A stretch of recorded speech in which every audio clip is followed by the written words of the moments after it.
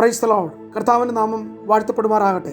ഏവർക്കും ഒരിക്കൽ കൂടെ പ്രഭാത വന്ദനങ്ങൾ. കൊലോസ്യ ലേഖനം 1-ാം അധ്യായം 12-13 വാക്യങ്ങൾ ഇന്നത്തെ ചിന്തയ്ക്കായി വായിക്കുന്നു. വിശുദ്ധന്മാർക്ക് വെളിച്ചത്തുള്ള അവകാശത്തിനായി നമ്മെ പ്രാപ്തരാക്കുകയും നമ്മെ ഇരുട്ടിന്റെ അധികാരത്തിൽ നിന്നും വിടുവിച്ച് തന്റെ സ്നേഹസ്വരൂപനായ പുത്രനെ രാജ്യത്തിൽ ആക്കിവെക്കുകയും ചെയ്ത പിതാവിന് സന്തോഷത്തോടെ സ്തോത്രം ചെയ്യുന്നവരാകണം എന്നും അപേക്ഷിക്കുന്നു. ഇന്നത്തെ തിരുസന്നിധി എന്നുള്ള ഈ പ്രഭാത വചന സന്ദേശത്തിന് നമുക്ക് ഇപ്രകാരം ഒരു തലക്കെട്ടിടാം: എല്ലാറ്റിനും ദൈവത്തിന് സ്തോത്രം ചെയ്യുന്നവരാകാം. നമുക്ക് സ്തോത്രം ചെയ്യാം. എപ്പോഴും എല്ലാറ്റിനും ദൈവത്തോട് നന്ദി അർപ്പിക്കുവാൻ, സ്തോത്രയാഗം ഇടപെടാതെ അർപ്പിക്കുവാൻ, കർത്താവിന്റെ നാമത്തെ മഹത്വപ്പെടുത്തുവാൻ എപ്പോഴും ഇടയാകേണ്ടതിന്റെ പ്രാധാന്യത അപ്പോസ്തലനായ പൗലോസിന്റെ ഈ പ്രാർത്ഥനയിൽ കൊലോസ്യ ലേഖനം 1-ാം അധ്യായം 9 മുതൽ 13 വരെ കാണുന്നത് അപ്പോസ്തലന്റെ പ്രാർത്ഥനയുടെ ഒരു നല്ല മാതൃകയാണ്. ഭൗതികവും ഐഹികവുമായ ഒരു വിഷയവും ഈ പ്രാർത്ഥനയിലില്ല. തികച്ചും ആത്മീകം. അതെ, ഒരു ആത്മീകന്റെ പ്രാർത്ഥന. അവയിൽ ഒരു പ്രധാന വിഷയം വിശ്വാസികൾ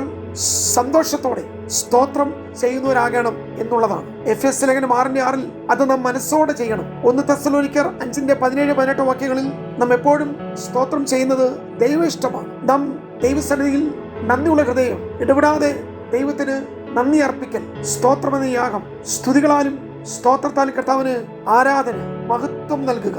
സ്തോത്രം എന്ന വാക്കിന് നന്ദി, താങ്ക്സ് എന്നാണ് അർത്ഥം. ദൈവത്തോട് നന്ദി പ്രദർശിപ്പിക്കുന്ന വസ്തുതയുമായി ബന്ധിപ്പിച്ച് നമുക്ക് പല കാര്യങ്ങൾ ഈ ലോകത്തിൽ തന്നെ ചിന്തിക്കാൻ കഴിയും. നമ്മളിവരെ നമുക്ക് ദൈവത്തോട് നന്ദിയുള്ള ഹൃദയമുണ്ടോ? നാം യഥാർത്ഥത്തിൽ ദൈവത്തോട് നന്ദിയുള്ളവരാണോ?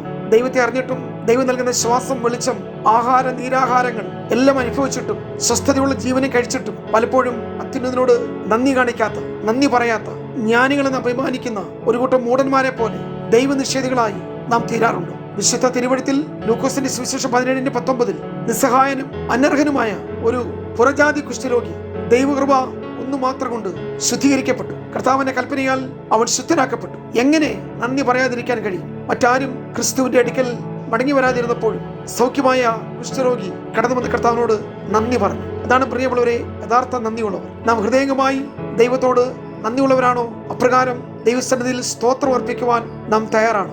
സങ്കീർത്തനം 100-4 വാക്യം ഇങ്ങനെ പറയുന്നു: അവന്റെ വാതിലുകളിൽ സ്തോത്രത്തോടെ വരിക.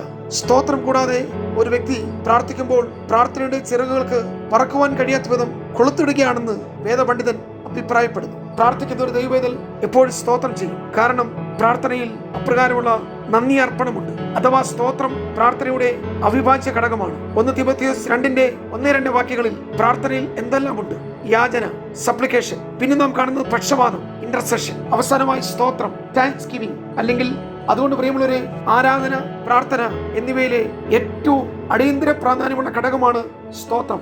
സങ്കീർത്തനങ്ങൾ 95:2 നാം സ്തോത്രത്തോടെ അവിടുത്തെ സന്നിധിയിൽ ചെല്ലുക. ഇത് ദൈവത്തിൽ ഉടനീളം കാണാവുന്ന ഒരു കൽപ്പനയാണ്.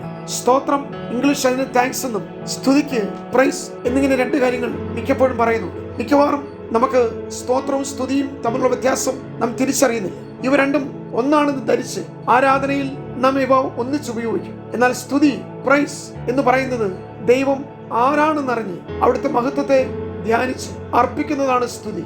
സ്തോത്രം എന്നുള്ളത് ദൈവം എനിക്കാരാണ്, എനിക്കെന്ത് ചെയ്തു എന്ന അവബോധത്തിൽ ഹൃദയാന്തരഭാഗത്ത് നിന്ന് ഉയരുന്നതാണ് സ്തോത്രം. അതുകൊണ്ട് സ്തുതിയും സ്തോത്രവും ഇവ രണ്ടും ഇല്ലാത്തത് ഒരു യഥാർത്ഥ ആരാധനയല്ല.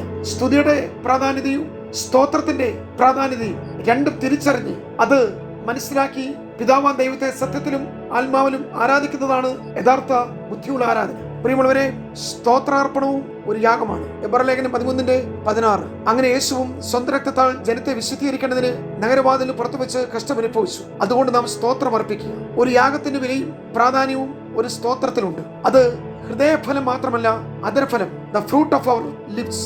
നാം നാവുകൊണ്ട് അത് പറയണം. കൊലോസ്യ ലേഖനം 3:17 എപ്പോഴും സ്തോത്രത്തിൽ കവിഞ്ഞിരിക്കണം. എപ്പോഴും എല്ലാറ്റിനും ഇടപെടാതെ അർപ്പിക്കേണ്ട യാഗമാണ് സ്തോത്രം. യാഗം എന്നുള്ളത് സർവാംഗ സമർപ്പണമാണ്. അപ്പോൾ സ്തോത്രം കേവലം ഒരു അധരചർവണം മാത്രമായിരിക്കുകയില്ല.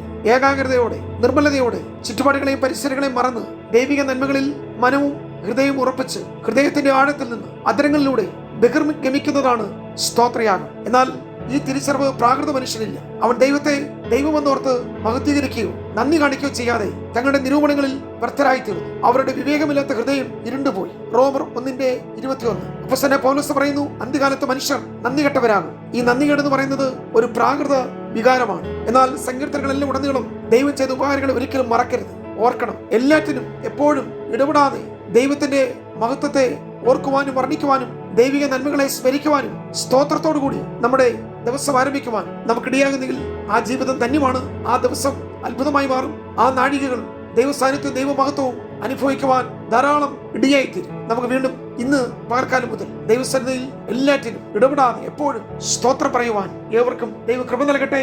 അതാണ് നമ്മളെക്കുറിച്ചുള്ള ദൈവ ഇഷ്ടം.